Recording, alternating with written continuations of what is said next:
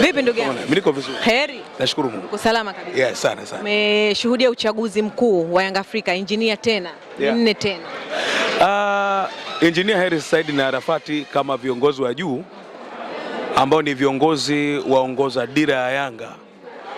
Kubaki kwanza wao wenyewe, manake wanachama wa Yanga wameona kile ama kazi kubwa sana ambayo wameifanya, na wakaona kabisa kwamba kuna sababu ya kuweza kupigishana makelele mengine, acha wapite project ambayo yuko mbele yao ndani ya Young Africans wakaiendeleze.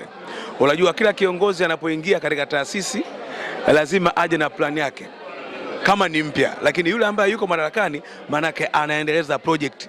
Kwa wana Yanga hawajahitaji makelele mengi katika wale ambao wanaiongoza Yanga kwenye dira ya Young Africans, kwamba acha wakaendelee hapo, na ndio maana mmepita bila kupingwa, na sio kwa bahati mbaya, kwa sababu mchakato ulikuwa uko bayana.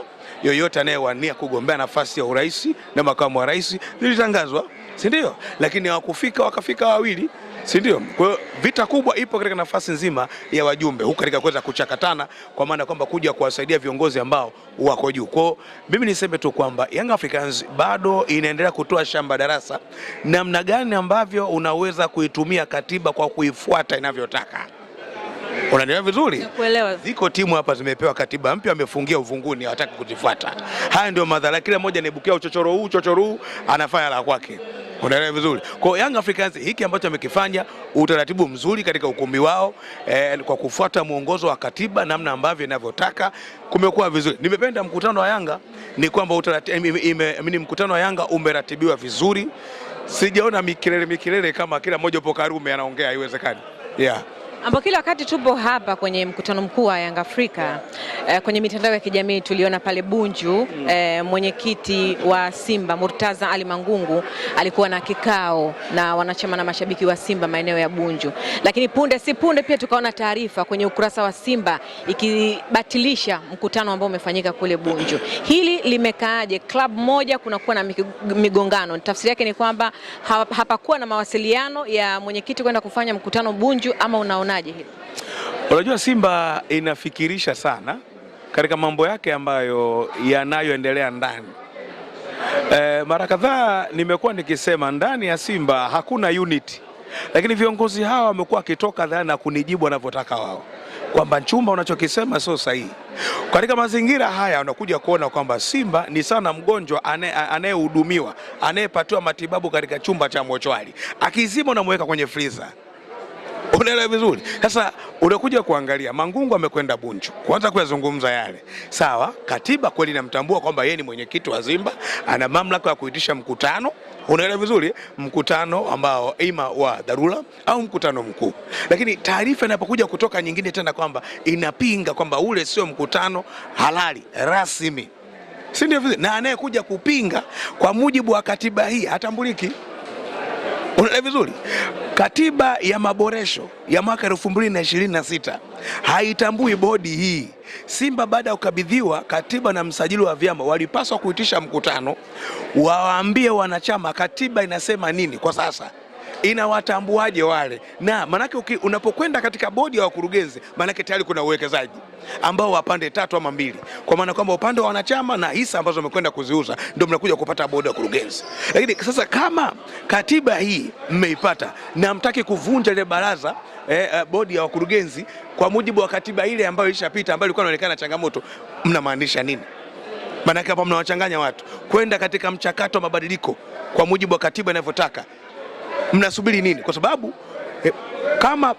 kama bodi ya kurugenzi ya Simba inavunjwa kwa sasa, kwa mujibu wa katiba hii, Simba inapaswa kuwa na mwenyekiti na kamati tendaji. Inapotaka kwenda katika mchakato wa mabadiliko ya kiuendeshaji, ndio bodi ya kurugenzi ije pale sasa. Na sijajua je, ndani inahitaji mwenyekiti wa bodi ya kurugenzi ndio aendeshe klabu kama ile katiba ya zamani. Unaelewa vizuri? Mnapo nakuja kuona katiba mwaka 2018 pia na changamoto. Haiwezekani mwenyekiti aliyechaguliwa na wanachama kwenye bodi ya wakurugenzi, kama mtakuwa mshaenda katika mfumo mzima wa uendeshaji, yeye awe ndo fundi msaidizi. Haiwezekani. Saidia fundi. Haiwezekani. Kwa maana yake nini? Bado ndani kuna changamoto. Simba imevimba hii Manara TV. Nakwambia, hii Simba imevimba. Kwa kila mmoja anaibuka la kwake, anasema la kwake. Ndio maana nikasema Simba ni kama mgonjwa ambaye anapatiwa matibabu katika chumba cha mochwari. Yaani ukizima kwenye freezer. Tuageni.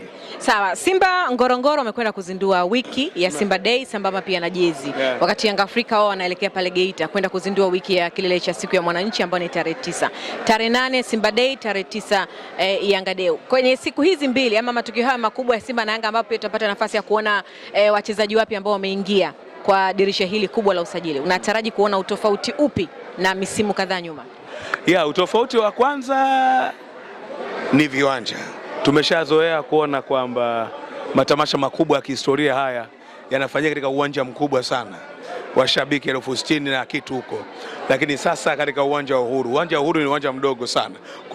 Kwa hiyo hao ni mabadiliko ya kwanza ambayo tunayokwenda kuyaona, lakini kutoka siku moja kwenda siku nyingine jambo la kawaida ambalo tumekuwa tukilishuhudia mara kadhaa. Tangu msimu uliopita walianza, baadaye wakaja kumaliza wengine, lakini ninachokiona ni kwamba kwa mimi ni matamasha ni jambo jema, lakini natamani kuona nguvu kubwa sana ikitumika zaidi katika kufanya vizuri katika medani ya kimataifa zaidi kuliko ni mambo mengine. Ni mambo nomo sana. Baada ya siku hizo mbili, Yanga Day na Simba Day, tunakwenda kwenye ngao ya jamii ambayo ndio mechi ya kwanza ya ufunguzi wa ligi. Itachezwa katika uwanja wa New Amani Complex. Kumbukumbu mbaya kwa Yanga Afrika, alipoteza pale katika michuano ya Muungano ambapo mtani wake alichukua kombe mbele yake, lakini ni uwanja ambao Yanga alikuwa anautumia kwenye michezo yake ya kimataifa. Uwanja wa New Amani Complex. Simba ataingia na kumbukumbu nzuri dhidi ya Yanga kwenye mechi ya Muungano. Unautazama vipi mchezo huu? Mechi ya ngao ya jamii kwangu mimi ni kwamba kwa rekodi namna ambavyo ilivyo kati ya Simba na Yanga katika msimu uliopita ukijumlisha na misimu mingine, jumla takriban michezo 9, unakuja kuona kwamba Simba katika michezo 9 imeshinda mchezo mmoja ambao ni mechi ya Muungano, lakini mechi 8 sare, nyingine zote Simba imegongwa. Maana Simba bado sioni haja ya kwenda kifua mbele wakati bado ina rekodi mbovu mbele ya Yanga. Maana bado Simba inaingia kama underdog kwa Young Africans. Inapaswa kuja na discipline kubwa sana. Na moja kati ya kitu ambacho ninachokiona full confidence ya Simba isipokuwa makini Simba wenda kaangukia pua kama isipokuwa makini. Naomba nielewe katika lugha ya Kiswahili. Simba inapaswa kuingia na umakini mkubwa sana. Yes. Kwa sababu ikija from now, kwa sababu bado uti wa mgongo wa Young Africans uko kamili gani. Yanga ukiangalia ameondoka tu nani huyo? Dube, si ndio? Na Pedro Pacome Zouzoua ambao ni regular starter ambao katika kikosi cha Young Africans. Lakini kwa asilimia kubwa kuna mechi ambazo Dube kakosekana, kuna mechi ambazo Pacome alikosekana, si ndio? Na Yanga ikafanya vizuri mbele ya Simba. Unaelewa vizuri. Kwa bado wana kila sababu ya kuiheshimu sana Young Africans Simba. Lakini wakileta utani ngao jamii itakuja Jangwani tena. Wanapaswa kuwa na umakini mkubwa mno. Steve Barker amezoea mazingira ya Tanzania. Bila shaka pia kwenye mitandao ya kijamii akipita anaona namna ambavyo mashabiki wa soka la Tanzania jinsi walivyo. Upande wa pili, Mankoba ni kocha mgeni ambaye kwa mara ya kwanza anakwenda kusimama kama kocha mkuu ndani ya Yanga. Ungepata nafasi ya kumshauri kitu, ungemwambia kitu gani? Mimi naamini katika taaluma ya ukoch hakuna ugenini kazini. Hakuna. Kikubwa ndio maana kuna wanasema game ready. Mimi naamini amefuatilia Simba namna ambavyo ilivyo katika mechi yao ya mwisho ambao wamecheza, na asilimia kubwa ni wote ambao wamo. Umeona vizuri. Kwa kocha mwenye mahesabu mazuri na kuisoma mechi, sitegemei kuona kwamba aje kuwa na changamoto ya kupoteza kwa kizembe, hapana. Yeye naamini kuna kitu atakwenda kukifanya. Namaanisha pressure ya mashabiki. Hapana, ametoka timu kubwa sana kuliko Simba. Mamelodi Sundowns moja kati ya timu kubwa sana na ashakutana na mechi kubwa sana Afrika ya Kusini.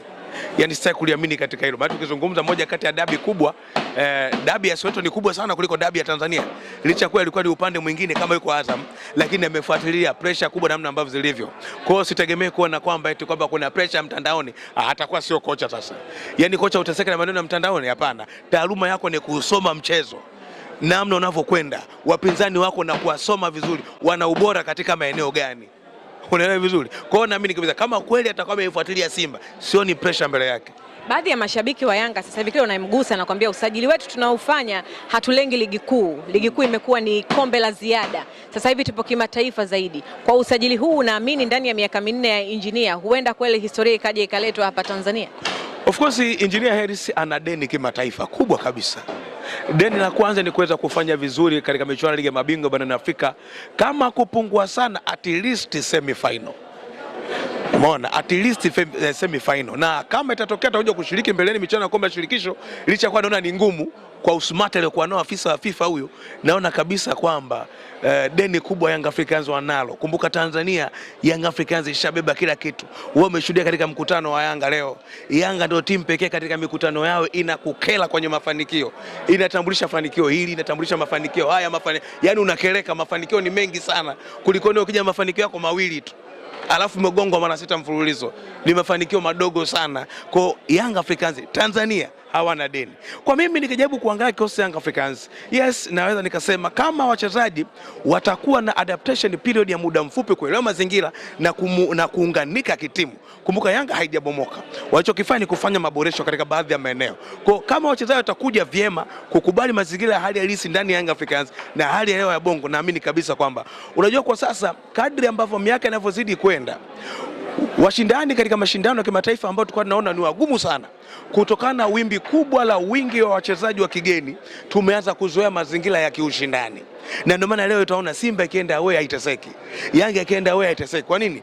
Wale foreigners wale, kuna kitu kikubwa sana ambacho wamekuja kukiongeza kama confidence kwenye timu zetu. Kwa hiyo naamini kabisa kwamba Young Africans wana kazi ya kufanya michuano ya kimataifa, ligi ya mabingwa. Na niwaambie, hata kama Al Ahly haipo michuano ya kimataifa ya ligi ya mabingwa barani Afrika, bado ligi ya mabingwa ni ngumu, asiudanganye mtu. Yes.